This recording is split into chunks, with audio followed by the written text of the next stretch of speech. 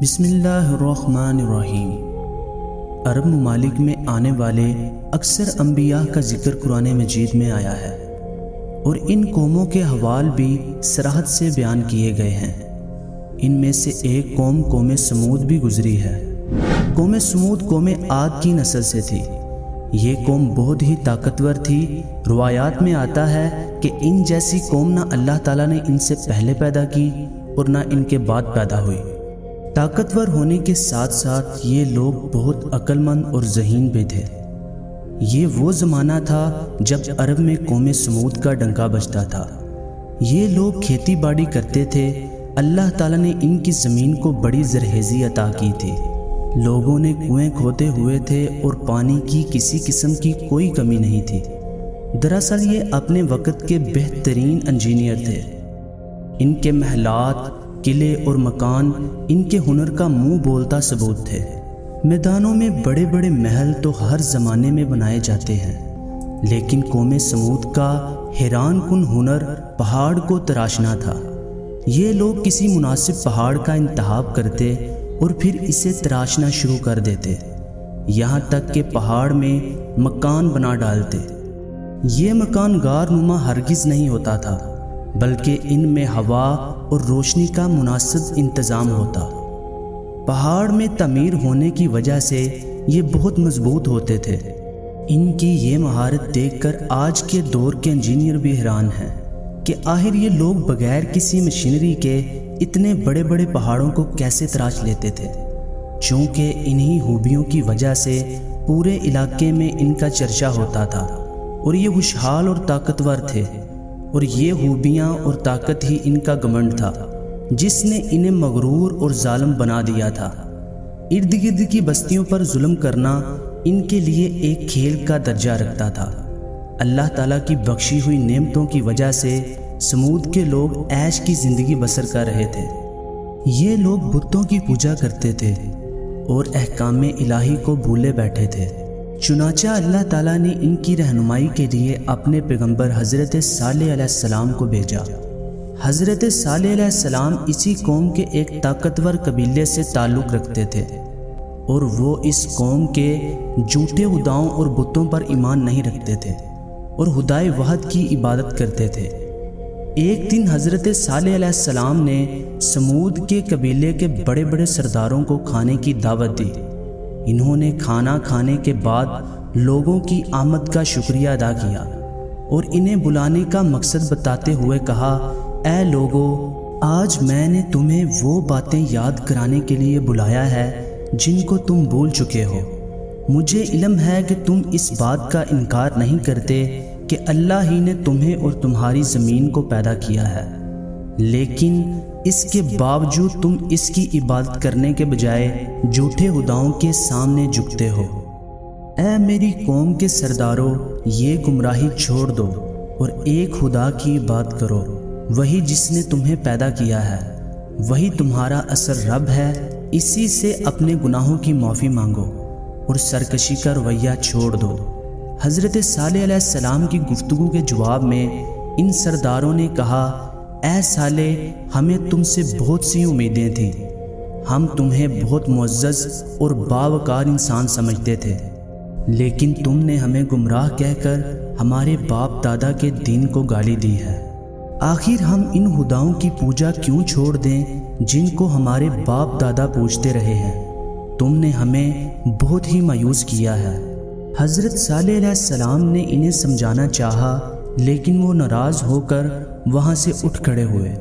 انہوں نے حضرت صالح علیہ السلام کو خبردار کیا کہ اگر انہوں نے یہ بات عام لوگوں میں کی تو نتائج کے وہ خود ذمہ دار ہوں گے۔ حضرت صالح علیہ السلام نے سرداروں کی دھمکی کو کوئی اہمیت نہ دی اور اپنی رسالت کا عام اعلان کر دیا۔ یہ خبر جنگل کی آگ کی طرح پھیل گئی کہ صالح علیہ السلام نے رسول ہونے کا دعویٰ کر دیا ہے۔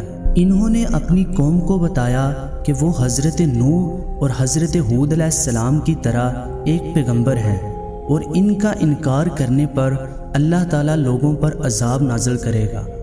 مگر طاقت کے غرور میں ڈوبے ہوئے سرداران اور مذہبی رہنماؤں نے لوگوں کو یہ کہہ کر تسلی دی کہ اگر وہ اللہ تعالیٰ کی نافرمانی کر رہے ہوتے اور گناہوں کی زندگی بسر کر رہے ہوتے تو اللہ انہیں پورے عرب میں اتنی عزت نہ دیتا۔ بتخانوں کے مالک یعنی کاہن کہتے، اے لوگو، خود سوچو، جو ہاتھ گناہ گار ہوں ان ہاتھوں میں اللہ یہ ہنر کیوں پیدا کرے گا جن کی وجہ سے پوری دنیا میں معززین بن جائیں۔ دراصل اس صالح کا نعوذ باللہ ذہنی توازن بگڑ گیا ہے، اسی لیے یہ اپنے باپ دادا کو گمراہ قرار دے کر ایسی بہکی بہکی باتیں کر رہا ہے۔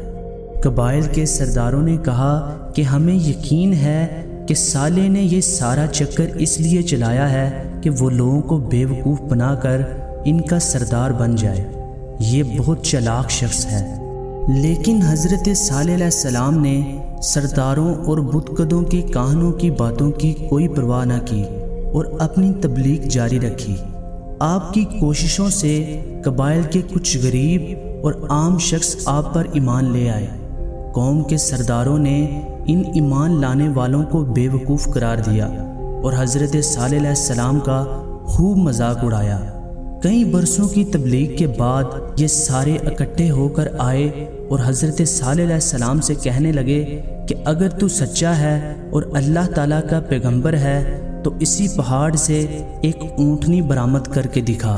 لہٰذا حضرت صالح علیہ السلام نے اللہ تعالیٰ سے دعا کی تو پہاڑ سے ایک خوبصورت اونٹنی باہر نکل آئی۔ یہی وہ لمحہ تھا جس میں اس قوم کا امتحان شروع ہو چکا تھا۔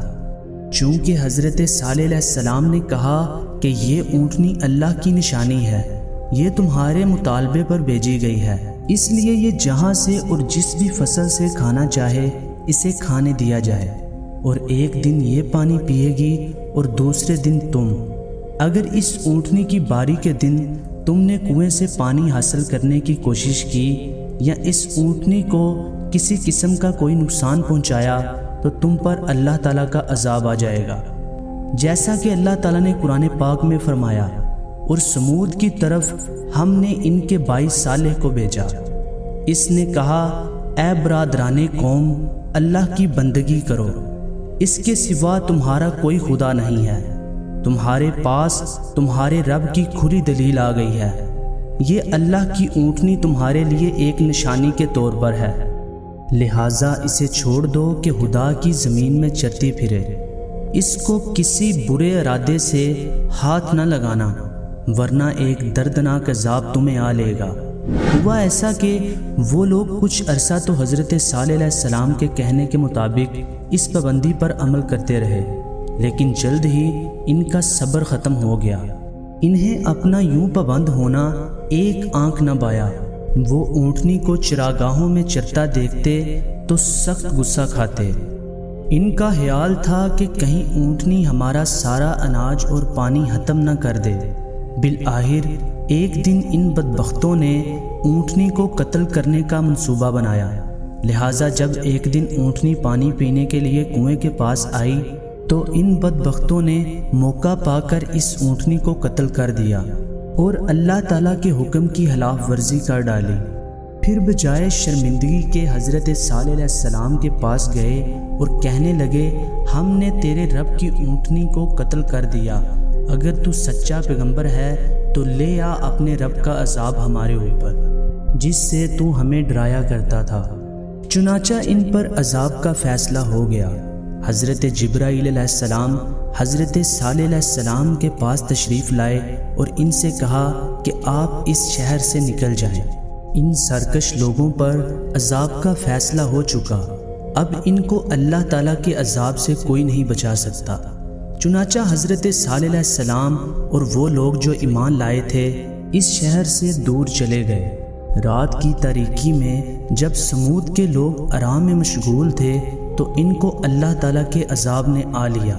ہوا ایسا کہ ایک زوردار دھماکے جیسی آواز پیدا ہوئی جس سے ان کے کانوں کے پردے تک پھٹ گئے اور وہ اپنے گھروں میں اوندے پڑے کے پڑے رہ گئے، یعنی سب کے سب ہلاک ہو گئے، کوئی باقی نہ بچا۔